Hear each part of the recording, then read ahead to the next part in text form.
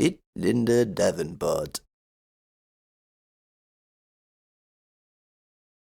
Oh, shut up, mug. So, how'd you guys want to film this then? Oh, we're done filming for today, love. Nah, mate, you listen to Marlo gob off for an hour, you can listen to me now, can't you?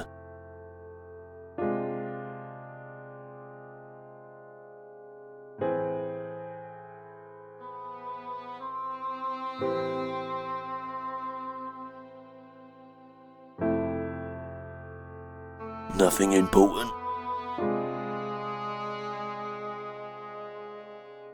You want a front door with a good heft to it. Good for locking things out. Or in. How you doing, cutie?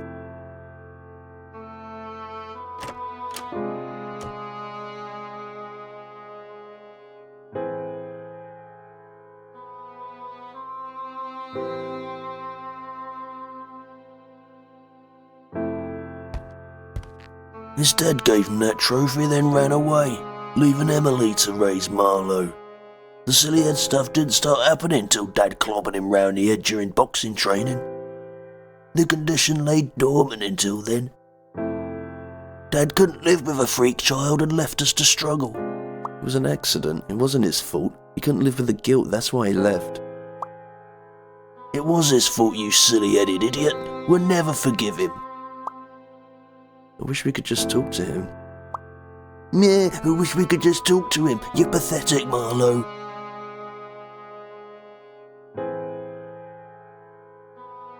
Set in the mood for love? Is that what he said? Marlo wouldn't know love if it came up and blew him. A kiss. He could never satisfy a woman.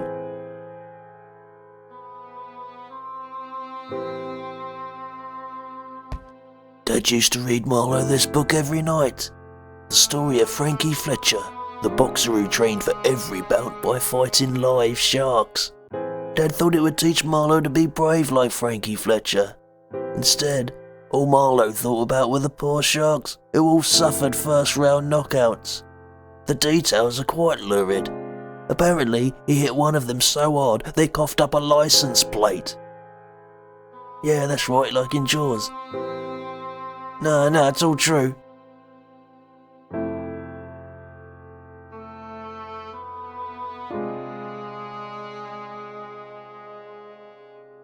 The story.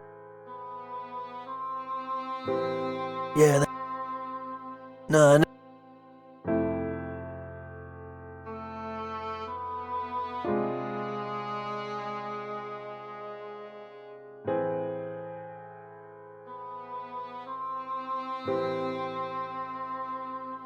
Marlo scratched his up pretty good since I left then.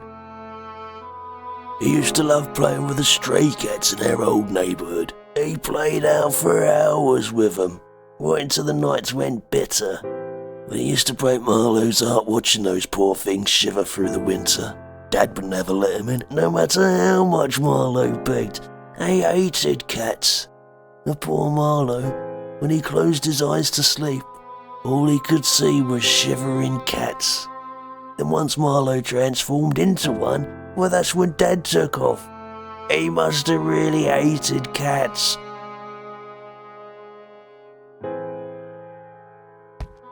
I told him not to buy this monstrosity. TV is a tool to control the feeble-minded. Marlo stands no chance against its alluring projections.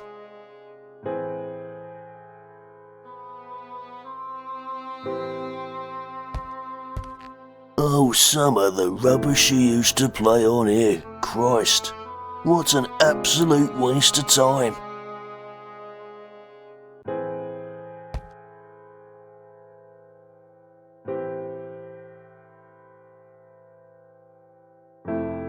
Oh, look bloody gorgeous. You don't get any of that silly head bollocks when I'm about, let me tell you. Marlo bought this for me for some reason. He knows how much I hate music. That's his problem, you see. He's a thoughtless idiot.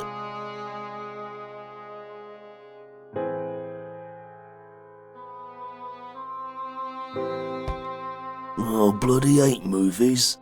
There's more than enough drama in the real world. That's what I always say anyway.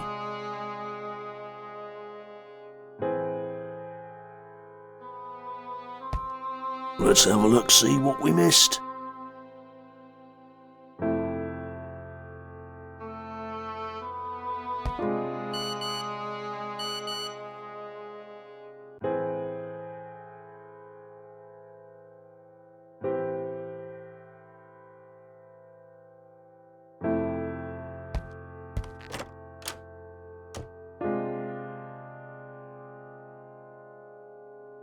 This reminds me of that time, what was it? Oh yeah, that time I told Marlo to fix that fucking clock.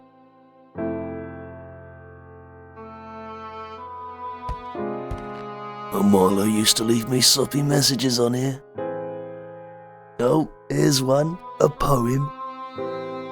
Linda, Linda, you're the best. From your hair down to your breasts. Although you're nasty and you're mean, I know you do it to keep me keen. I am weak and you are strong. You protect me when the nights are long. I'm not afraid and I'm not a slug, nor shark cat eyes when I feel your love. Linda, don't leave me, 'cause I won't cope. If you're going into town, will you grab some soap? Well, see what I've got to put up with? Wait, what's this piece here?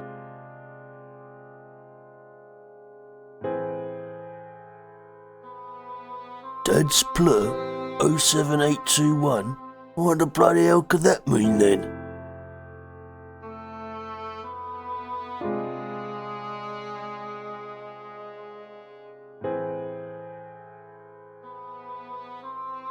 Nothing important.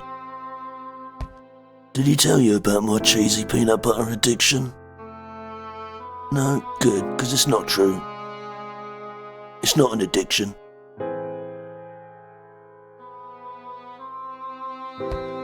Marlo's uncle didn't have spontaneous silly head syndrome when he killed himself. He was just depressed.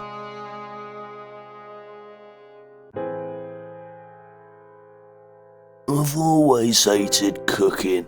I couldn't even fry water.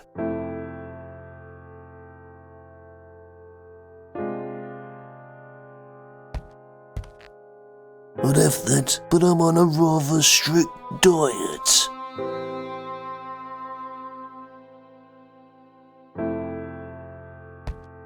Did Marlo tell you about the time he got his hand stuck in the sink? No, it wasn't very interesting. Funny though, yeah. Stuck for a good 5 minutes he was.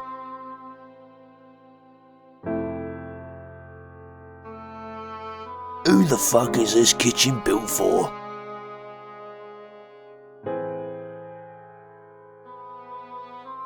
Who the fuck is this kitchen built for?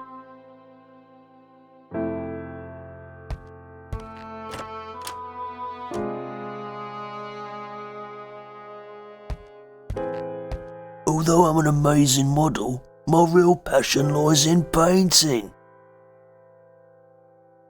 Look how I've captured my curves.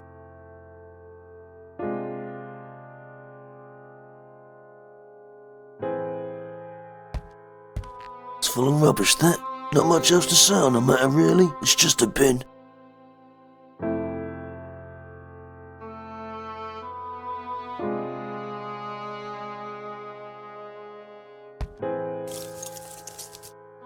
Nothing important. Marlo and Dad, just before all the silly head stuff started happening. And then he left us to fend for ourselves. At least I was there to help Marlo. Dad said he may as well have had 2 daughters once Marlo stopped boxing. Well, there I am, Daddy, your beautiful daughter. He never said that. He was proud of me. He ran 'cause he was ashamed. Oh, shut up. He ran 'cause he was weak like you. You'll do well to destroy this picture and forget about him. He's forgot about you. I just want to talk to him. No.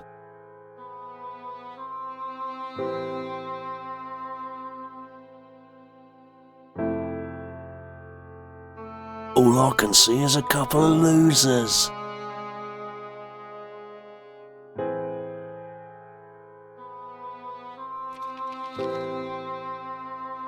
All I can see is a couple of losers.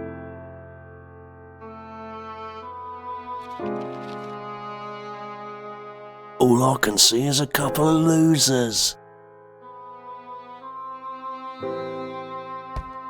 Marlo's sister Emily. She ruled Marlo with an iron fist when Dad abandoned them. Well, she had to if they had any chance of surviving without him. Emily dealt with Dad's disappearance far better than Marlo. To Marlo, she appeared unaffected by anything, but inside she was hollow and detached from reality. Marlo will always remember his sister's lack of emotion. He admired her strength. So do I.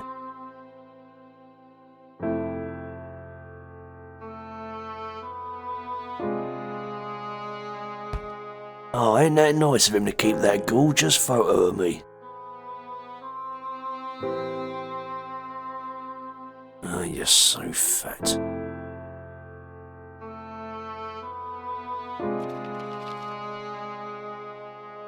Where the blooming heck did this come from?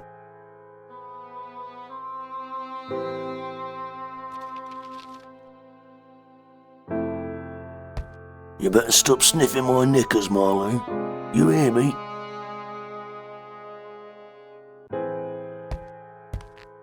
Do with cracking that open a notch. Smells like a rabbit's hutch in here.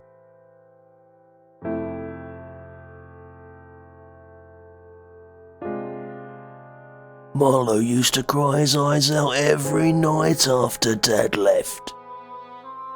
I don't think he ever stopped either, judging by this dampness. What's that he said? Dreaming of me? Oh, that dirty bastard.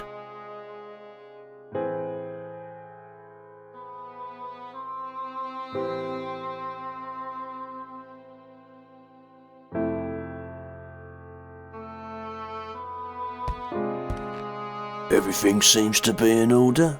Hang about, what's this paper?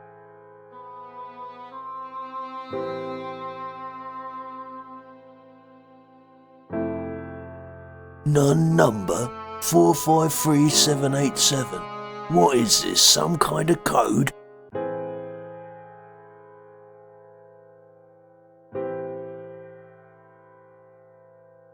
It looks like a match.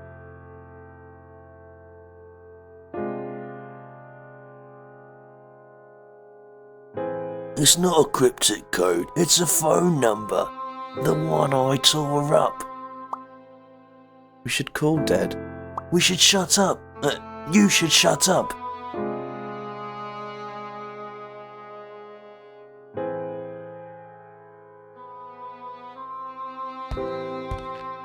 Marlo used to cry his eyes out every night after Dad left. I don't think he ever stopped either, judging by this dampness.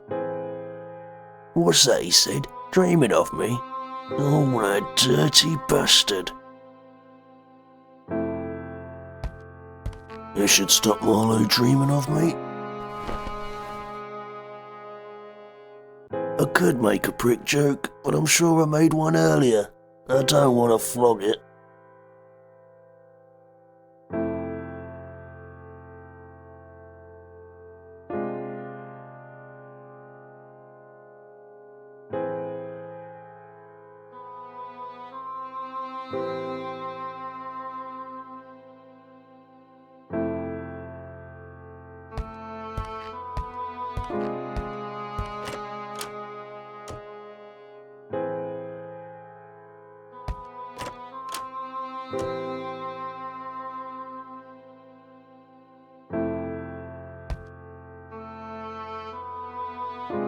There's only one left. I'll save it for later.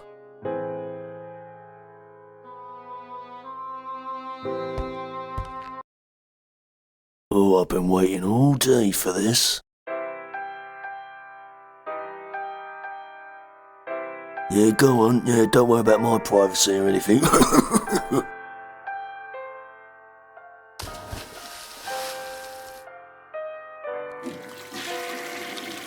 Job's a good un.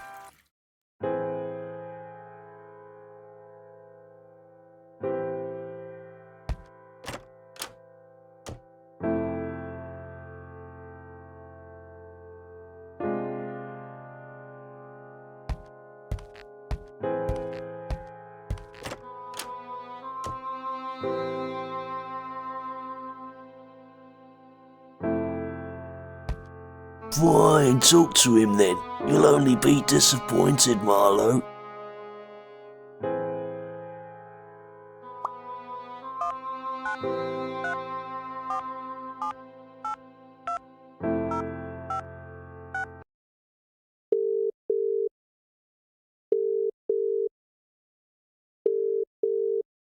Hello?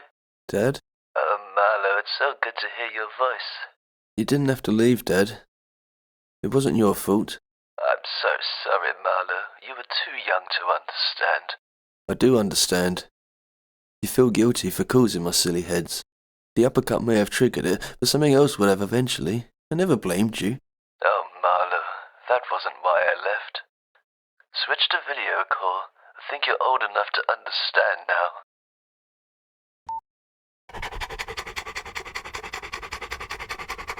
Wow!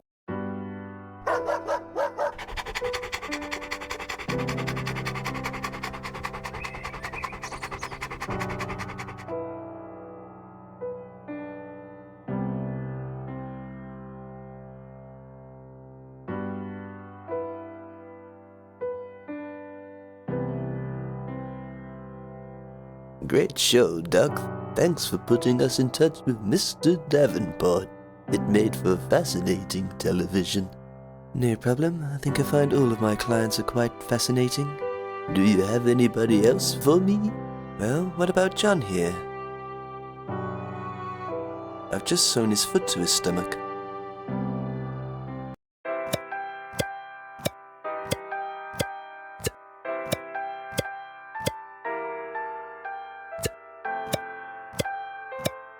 Join us next week as we examine John Nimblecorn, a man who spent his entire life believing his foot should be connected to his stomach.